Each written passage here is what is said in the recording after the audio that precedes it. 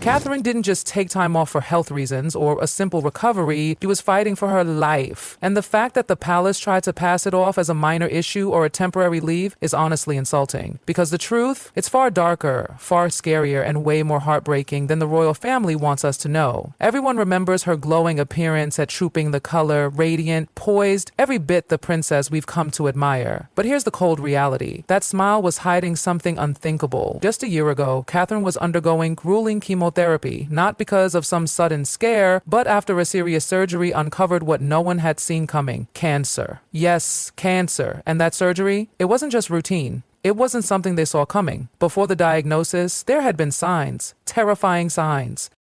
A long-ignored stomach condition had been quietly eating away at her health far before any press release was drafted. Insiders say that this hidden illness left her fragile, deteriorating, and dangerously close to the edge. But what did the palace do? They spun it as a private matter, as if privacy should come at the cost of truth. As if the people who care about Catherine, the millions who adore her, don't deserve a shred of honesty. This wasn't a cold or a sprain. It was a woman crumbling from the inside out. And still, they posted polished photos and sent out vague statements like everything was fine. Let's be very clear. Cancer isn't a flu. It breaks you. It shatters your strength, your spirit, and every ounce of routine. Some royal insiders have revealed that even today, Catherine isn't anywhere near full recovery. Her appearances are rare, and that's no coincidence. Every outing takes planning, preparation, and often leaves her drained for days afterward. Why? Because the battle inside her body isn't over, not even close. So when the Royal Ascot came and went without her, the silence was deafening. 1 minute, everyone expected her to show. The next, gone from the list. No explanation, no update, just carefully crafted PR nonsense blaming scheduling issues. Really? We're supposed to believe they forgot to mention if the Princess of Wales was attending? People aren't buying it anymore, and honestly, they shouldn't. That's where royal reporter Rebecca English enters the picture, dropping a bombshell that shook even the most loyal royal watcher. One of her sources said Catherine had been to hell and back, and they didn't mean it metaphorically. This was literal hell. A devastating truth the palace worked overtime to keep buried beneath headlines about designer gowns and smiling appearances.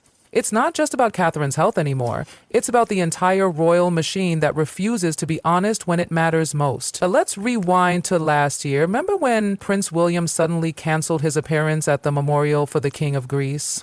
Back then, the palace brushed it off. Just a conflict, they said. But now we know it was Catherine. Her health had taken a sharp dive and William needed to be there. But instead of admitting that, they played the usual PR game, say nothing, hope it fades. Well, it didn't. Rebecca English's article didn't just confirm what we feared, it ripped the lid off. She said Catherine has experienced a complete mental reset. This wasn't just physical recovery, it was emotional survival. According to those closest to her, Catherine is now laser focused on protecting her peace, her kids, and her privacy. She's no longer a puppet in the royal image machine. Every event, every outing is weighed carefully. Will this drain me? Is it worth the risk? If the answer is no, she stays home, no matter who expects her. That's why she missed the Ascot, and that's likely why she might skip the upcoming state banquet too. This isn't about neglecting duties, it's about survival. And let's talk about her so-called return to public life, because honey, it's not what it looks like. Yes, she appeared at Trooping the Color, the Order of the Garter, and the opening of the new V&A storehouse, but those weren't random. They were strategic, carefully timed, calculated. Pick your moments. Show up when it counts. Retreat. Recharge. That's the rhythm now. Even King Charles, who's fighting his own cancer battle, gets it. He's said to be in full support of Catherine's approach. In fact, sources say he's doing everything he can to shield her from unnecessary pressure. That's right, the king is protecting the princess because he knows better than anyone what it means to navigate this storm. Let's not sugarcoat it. Chemotherapy doesn't end when the treatment stops. The trauma lingers, the side effects haunt you, and the fear, it never really leaves. Every day is a question. Is the cancer gone or is it coming back? That kind of dread shapes how you live, how you plan, and who you trust. And yet people still expect her to bounce back, to wave and smile like nothing happened. But Catherine isn't just a royal figure. She's a mother, a wife, a human being who nearly died. And now, finally, the people around her are starting to act like it. Even the palace, known for being tight-lipped and robotic, is softening. The language is changing. Words like seriously unwell and fortunate to be recovering are being dropped into press briefings. They're not spelling out the full truth, but they're hinting, carefully, quietly. It's a strategic move. Let respected journalists reveal what the palace won't say aloud. But it's also a gamble, because the longer you stay silent, the more the internet fills in the blanks. We saw that already this year. With Catherine off the grid, conspiracy theories exploded. Body doubles, marriage troubles, even rumors about secret hideouts. It was madness, but also inevitable. In 2024, you can't hide a royal and expect the world not to notice. Still, despite the chaos, Catherine is walking this tightrope with grace. She's not hiding, she's managing. And that's the part people need to understand. She's not fragile, she's fierce. She's not absent, she's intentional. So what's next for the Princess of Wales? Maybe Wimbledon, maybe a few more carefully chosen events, but don't expect a full return, not yet. Every move she makes now is on her terms, and frankly, she's earned that right. She's listening to her body, her doctors, and most importantly, her own instincts. There's no royal calendar forcing her hand anymore. Just a woman trying to find a new normal after the scariest year of her life. And let's not forget the emotional weight she's still carrying. That near-death experience, it leaves a mark, one that changes how you live, how you love, how you say no. What's really fascinating and a bit shocking is how Catherine's struggle has ended up pulling back the curtain on the royal family's deepest weaknesses. The way her absence was handled earlier this year, a total disaster. Let's be honest, it wasn't just a PR misstep, it was a meltdown. When Catherine suddenly vanished from public view, the palace's silence turned into a black hole. And in today's world, that's a recipe for chaos. With every day that passed, social media exploded. First, it was innocent concern. Then came the wild speculation. TikToks went viral. Podcasts, debated theories. Twitter fed on every crumb. And the palace? They just stayed quiet. Dead quiet.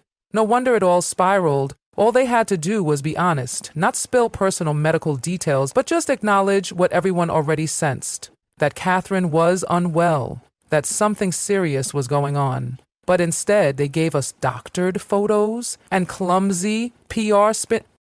It made everything worse. And then came the jokes, late-night hosts poking fun, tabloids going off the rails, and even longtime royal supporters starting to lose faith. Because this wasn't just about Catherine, it became a bigger question. Can the monarchy even handle the modern world anymore? But out of this mess came something unexpected, something kind of powerful. Catherine, quietly and with grace, began to reshape the game. And guess who noticed? King Charles himself. Despite facing his own cancer battle, Charles has shown a surprising openness. He's been more transparent about his treatment. He's even cracked a few jokes in public, showing that vulnerability doesn't make you weak, it makes you human. And his support for Catherine? It's been unwavering. According to insiders, he understands what she's going through more than anyone else possibly could, and he's determined not to let the institution crush her under expectations. That right there is a major shift. Because for generations, the royals followed one rule: never complain, never explain. But that outdated mantra is crumbling. In its place, a new kind of strength, one rooted in honesty and boundaries. Still, unfair comparisons are swirling. People are whispering, well, Charles is older, and he's still working. Why not Catherine? But that thinking is so off base. Everyone's body reacts differently to cancer. Everyone's recovery is their own battle. Catherine isn't lazy. She's not shirking responsibility. She's surviving. Catherine's survival hasn't just changed her, it's transformed her entire approach to life. She's no longer saying yes to everything. She's setting firm boundaries, not out of defiance, but out of wisdom. After everything she's endured, protecting her peace and health isn't optional,